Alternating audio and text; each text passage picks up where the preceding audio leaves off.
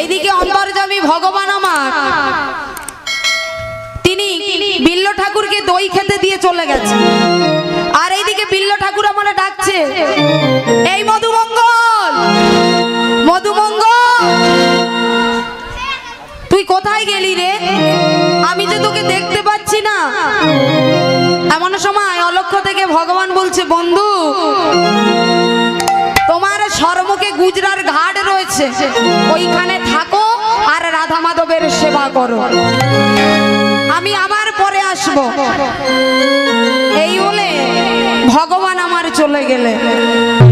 আর এইদিকে বিল্লমঙ্গল প্রতিদিন ভিক্ষা করে নিয়ে এসে মাগো কৃষ্ণ গোপালের সেবা দেয়, প্রতিদিন যায় আর প্রতিদিন কীর্তন করতে করতে যায়। কি বলছে গো, আজও চলেছে, আজও যাচ্ছে, আর বদনে বলতে